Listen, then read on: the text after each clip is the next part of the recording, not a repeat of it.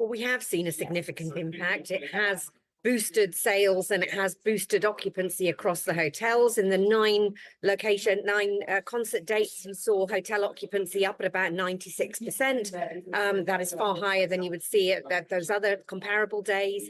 And overall spending in hospitality, eating and drinking out and accommodation, around £500 million over the course of the Eras tour. So it has seen significant uplift. In Edinburgh, the restaurants and bars near the concerts saw 12% uplift across those 3 days that they were there. Cardiff, Liverpool, and of course London, significant impact. What are you hearing from members about how the industry is responding? Well, the industry has welcomed this alongside a summer of sport. It's been a much needed boost for a sector that has been impacted by COVID. And you've seen the impact in the halo effect of Taylor Swift, with people coming from across the country, from across the continent, staying a little bit longer, spending in restaurants and bars. Unlike most other sporting events, I think Taylor's multi-generational demographic audience means that people come for longer, they pre-book, they eat and drink out and socialise around it, and that's been incredibly welcomed by the restaurants and bars around the concert venues. Indeed, and as is such Taylor Swift's appeal, she really does reach across the broad demographic here, which helps to explain the economic multiplier effect that we've been talking about as a result of her concert series tour. So look, Kate, when we also unpack some of the other key issues here, what's the impact of long-term events like this on the UK's tourism industry post-pandemic? One of the other interesting takeaways was the fact that we have seen a lot of people actually travelling from overseas into the UK, into London, to attend this concert series. Actually, I met one family at Wembley who had come all the way from upstate New York because it was less expensive to come and see Taylor here than what it would have been to see her in the United States.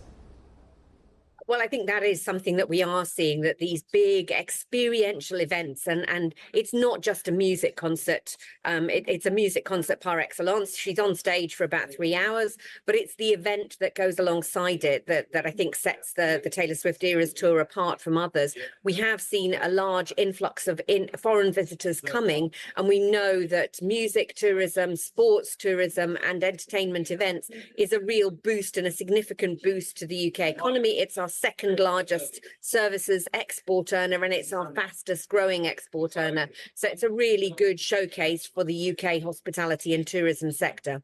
Okay, let's talk about some of the other factors influencing the industry right now as well. And one of the things you've been speaking about recently is the fact that almost every hospitality business has seen sharp increases in wages and food costs. So you want to see rates reform. Can you expand on that for me? What would you like to see specifically?